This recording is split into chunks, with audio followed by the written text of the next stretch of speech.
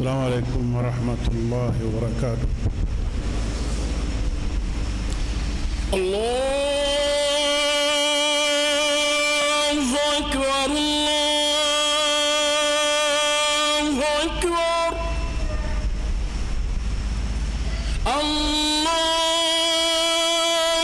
أكبر الله أكبر. أشهد أن لا إله إلا الله. أشهد أن لا إله إلا الله.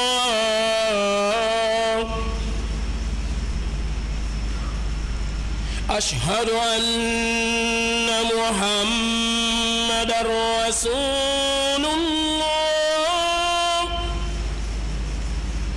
أشهد أن محمدًا رسول الله.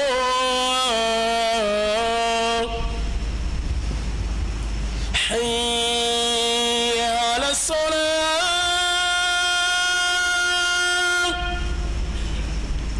حي على الصلاة.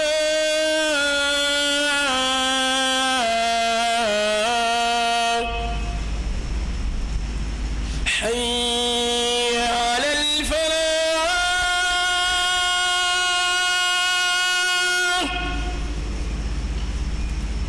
حي على الفلاح.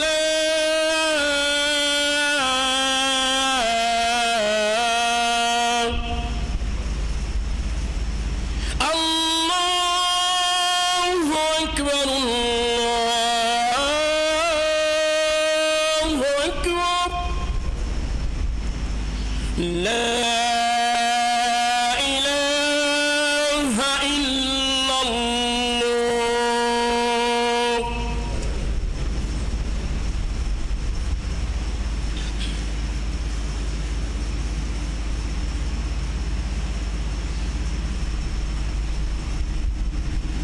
الحمد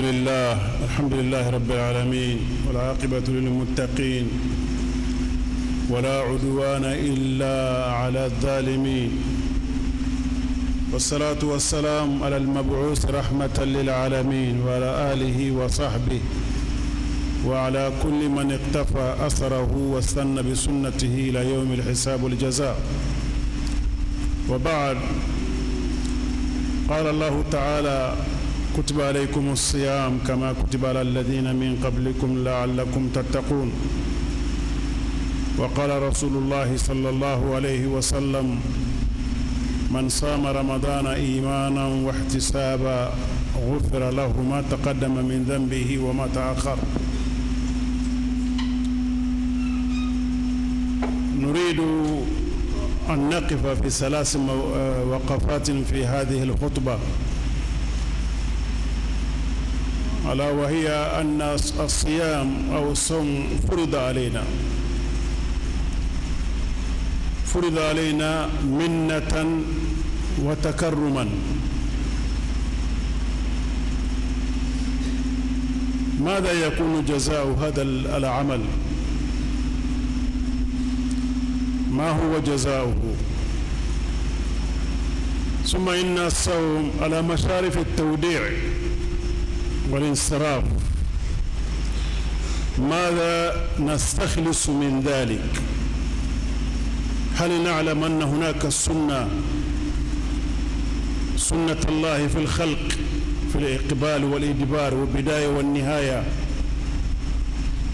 الوقفة الثالثة: ماذا بعد رمضان؟ هل نواصل المسيرة الإيمانية، أم أننا نتوقف مع انصراف رمضان؟ هذه الوقفات الثلاثة ينبغي لكل مسلم أن يتأملها، وأن يجد لنفسه جوابا شافيا كافيا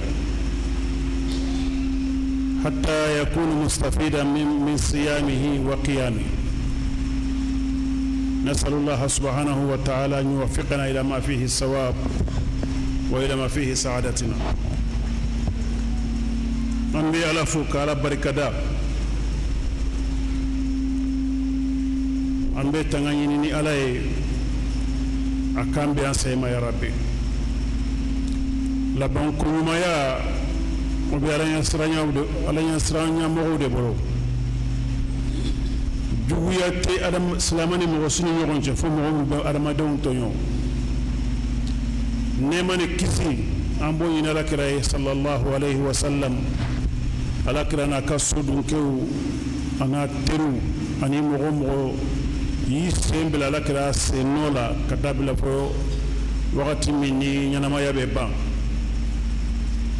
وتمننغو على أفوكرنا كنوكو كتب عليكم الصيام كو يسونكي أو كفريداي أما كتب الله عليكم الصيام أكو كتب عليكم الصيام ويسونكي أو كفريداي سونكي رانك فريداي ويألك هنا أنا كنمادي ألك هنا سيتي من كبو أيدوني منو سيغان كنا أولو سرا هنا سيتي من كبو نوي ala kwanga sali ala kwanga sun akwanga jaka ubo ubara nunu baraji mbola ante hine sisoro ala bulo katemoka esganye ala barkadawa kafa alhamdulillah ala yusunke an ka wajibi ube ambe waso de kwan suna masera ka sungalo su ambe waso no dewa adama den ka islama yi wala kan nema de aka sungalo yiri la ikasu ala kan nema do niye ala kan nema soro ikanga barkada de kanga la barkada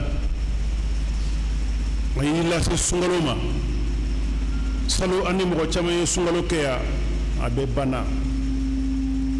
sungalo yere damina ni sisante mo min bana dantala amunumba wonema yala amma fuiki alai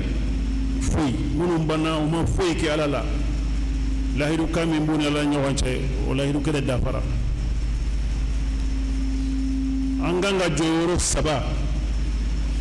miri yoro saba angango soro anga suna afrofulo yesuni alaka hine alaka nema de na ya dama isga nyala barkada isga mbe ala barkada oye fulo ube ambe woso de kwan sunawa ikasu alaka hine do rede sino yigon tambe utesu oye fulo fulana sungalo kofe munde be sungalo kofe munde be ambe continuer kanga baro ke komi anye seminary ninke sungalo seminary de l'islamau be seminary ki akonnana amanyere degi sonina kanyere degi kongola ka fantaw cogoya do kanyere degi sufe salila kanyere degi suna ambe ya sabati alay ko ambe saka barainke misuru be fa dongodo lo koroy ko ambe saka kede eska ambe continuer o baraka ni sungalo banawa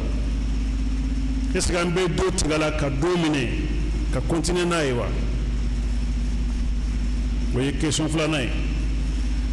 asabana sungalo nana awena domina mumini be ni sodiara enflé abla sral de la sisa ani donu nu bena franyo gona antenen donu nu sorofuna la isanwre tayra mu'mina sino anye domu nu balo anye tle mugani segi mi newe asegina ebi nanya ke sungalo konana utatu fleni utena fo sangelen kofe ngala ya sira mu'mina e de baye ni ala ma sira mu'mina e taye ambe munde famiola sungolo bina beta yesiga nya famiya ko ala katabolo de ni akaddan fembe la jelena wa bebe inyesi chogo mina ibi kosi o chogo de dan fembe bebe inyesi chogo mina amban kosi o chogo de la ka fo fengo fe ni damina yoro bala ban yoro de bala godo de awnyere amena domina mo ni so dialendo ambeta domina mo be kasi na kada ko la ko ambe segide sungalo segina chogo mina ala ka dan fe be sego chogo de la wala ala ka foli de kanga ke an ga feye ala ya amunu ke islamaye aya munu ke nambe su anye sungalo chamaye adode nyina sungalo e kase ka sungalo imba anganga la barkada de kala fu kosobe doni bagaw ni sungalo bana be kala woro de ke o be ala wole ala sungalo min temena ibanga batumina anye batuminga kunana ibamina nyew parce que wajibi te ala ka mo ka batumina de ala ki ka batumina o ye ala ka fasamantiya de sunu be baso keme ke nala ko atamine akwa atamine ni kozi minye atemo gotonyo abo yirila e riba famia ka fika bato mai menna ba fe ka mo min tamine anaka lebu pe abamine ka yafi bolo ulanga ngala barkada ala ye alla se sungaluma ay alla sama kasuru banatana ay alla se ama kasuru limaniya be ansara kasu barkada de be kanga ke alai angana waso kwan suna koy angana waso kwan suna koy ngama de bara barake ala ka hinado de bi no fe ni biso ko barake ni ala ka hinete sega foyke wala ambe ala fo ka barkada kosobe ala mi yan sibla ni watina anga sungalo je kasurambe limaniala kasuranye ambe keneyala anganiya bana kwamba feka ala batu ala ya nugoyanye anyala batu o yefuli bade ko kanga nyesi alama subhanahu wa ta'ala fulana sungalo tato freni mbalimaw ambe ka abla sirade anana domina mumini be ni sodiara akira hera bay surtout ambolo maliko no nyina ambe gele amunun konnana moko sima miri ko sungalo mbete men njogola sungalo yere temena ni vitesse ni malio mbolo nyina ibapo ko anyogo sungalo madeli kana temena ni vitesse de awamma foy santa kono antumbe sra fengo fey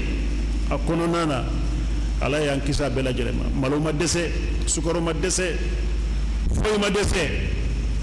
kasro jamana be jamana datkunendo minando yoro tabolo alhamdulillah rabbil alamin wa rabbade o talihi anganga anyere suma ula sungalo nana tara an were nana de eska ambeta wanteta sikasita la ambeta de sikasite koni ima banalila ite basaglima nasagina kasoro bara nyumante ode ko juguye min yadama de ni yo don ibi jijare ibi bara nyumanke bara nyumam mun bi seka kiye sininya sigiye ibi ta jigi bara nyumam mun ka lahara saya kove nani lahara e kogo kelende sofla kogo kele biriki dengele ne buru nyokonche ni tani so ko doro ibeni so de kono mini segole dema do ibe bonyana ma yakono kata lahara ya ala e fembe lahidu taye ay fembe dama fana ay fembe lahidu taye ay fembe dama fembe bambolo ya me lahara ko beri ka barake ika fendo soroy ako beri ka barake ika fendo soroy baraka ke bara nyumaye ngani nyuma ani akaki ala kiraka taboloka ngode bara condition fula mi be bara la wode ni be bara ke ka ke ala e bara ke chugo fana ka ke ala kiraya ke sugo bina sallallahu alaihi wasallam hadisa do be hadisa sahalante me mo be wajuli ke nay kafo la yu'minu ahadukum hatta yakuna hawahu tab'an lima jitu bi mo teke mu'miniye fo mo min ka min kadai ana ala kirana nan miye no de kera kelay iteke mu'mini ni kan ngani ma ke ala kira sallallahu alaihi wasallam akata sira de sanfe otumana anye da sumunta anye le sumun tire ngode kafala ka sunado fembe da nyisikana abebe sai ka ko sikata fembe be damina yoro bala e wa ba yoro fana bala moyo yoroi balmaw nante mo la sungalo natme nan be mundeke sungalo intemena sungalo to ratle fla doronde ala kira sallallahu alaihi wasallam anaka mo yekele minke udi kelela mo yame ko ala kira sara kafir do tumbe ibn qamiya ngala ya fu mo goyna ko ala kira fa sallallahu alaihi wasallam kele banen ko fe abu sufyan ibn harb ale bora kafiru la kanyesi islamoma kanyengalike afikum muhammad bawlawa siya sabala kana ko akana jabide ako afikum ibn abi quhafa abubakar siddiq bawlawa siya sabala kana ko akana jabide asabana ko afikum umar ibn al-khattab umar beywa umar masakaire mara umar ko ala jugu min mandiye ala yode yesiki ode blaynya muhammadu be balola abubakar be balola nere fleka kuma nere umaru ye ni be kuma masa kuma min foro bolo ko ala kala sara galondo akwa umaru ye allah ibe kalini ala ko muhammadu masawa ala umaru ko allah be kalini ala ko umaru ko ala kala masa akwa wallahi ndalen bila katame ibn qami'aka ndalen bila katame ibn qami'a min yafo ko la kira sara o kuma min fora munafiki mun tumbala kira no fe chama murtila ko la kira sara o ko banay alay ayaji qur'ana kono ko ma muhammadun illa rasulun qad khalat min qablihi ar-rusul muhammadu te foye fo chide chama nananye afa imata aw qutlan qalabtum ala aqabikum nasara ubnu ya faqa abe yasgi akore kabo islam yakono wa man yanqalib ala aqbayhi falan yadur Allah shay'an nimo ko mi sagini ko ate foy torala o ngonde sungalo atara de an ni adalluye a bara minane dalluye ika changer de mo sitaro ambe sunna mo sitaro ika su minane wa amina nente me duwe ba o tamasien fla de fo tamasien chama fo me fla be bo fa unyana o flay ko alabotu ko fe ni alabotu nana dro o bayra ko alabotu fo unyana de alabotu ni adama de yake abana isagala ka continue ka alabotu ke o bayra ko alabotu fo mutumbe ala yo minade o tamasien flo aflana ika changer sani alabotu inkana itumbe chogodi atemene itumbe chogodi ila bana ka ke chogodi uli etamase bawde koy alamade mi biso ko jatemine sungalo nyi tumbe riba barala sungalo nyi tumbe dlomina sungalo nyi tumbe sibaru de kono sungalo nale nyi fenchama famia changera nte dlomi nte tabarla nte ribadu barajugu ni adamade umbake ibe ni chama mbwala oyeta masindi ko itumbe bara mununke ala yumene meni sungalo bana oye kalo fo kalo yera yoro mina doro yebolo ala yere de ka dossier farla nyonga kabila krefe boba yera mbalma ke ka fo ka baraw amanya de bara manya de wode ko sanganye de kolosi sungalo temenen ko fe fen chama de be na bisa ka continue adama de mbolo ibo barawke pour que kabatu akatu ngona ala kira sallallahu alaihi wasallam ala ayafana kwanga kanjijade ala yafala kiranyana ko wa'budu rabbaka hatta ya'tiyaka al-yaqin ala batu fossa ya kana domina sayabina domina ramadan sitaro ambela de la ka hakimu manda ambela jelema aqulu qawli hadha wa astaghfirullah li wa lakum li sa'iril muslimina min kulli dhanbin fastaghfiruhu innahu huwal ghafurur rahim.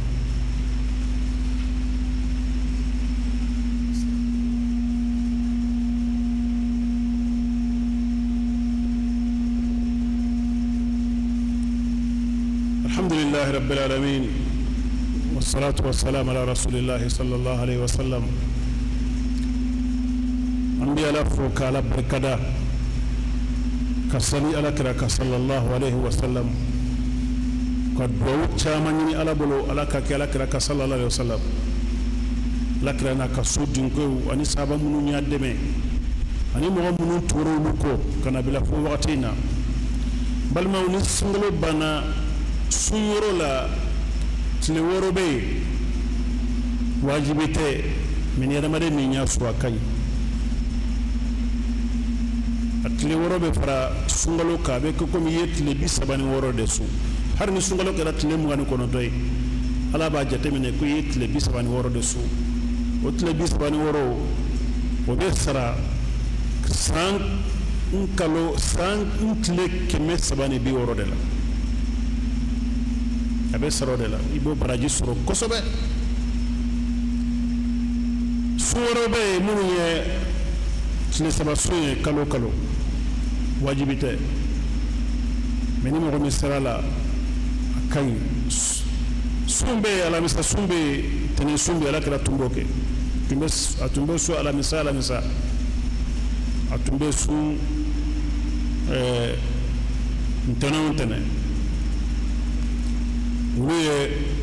sun numeunde sun bi alamaden farkolo seniyade kabi farkolo seniyade ambe tahajjudu mingeya sufe ani nafila salimu be ke tarawihu ala kila tumbe tahajjudu de ke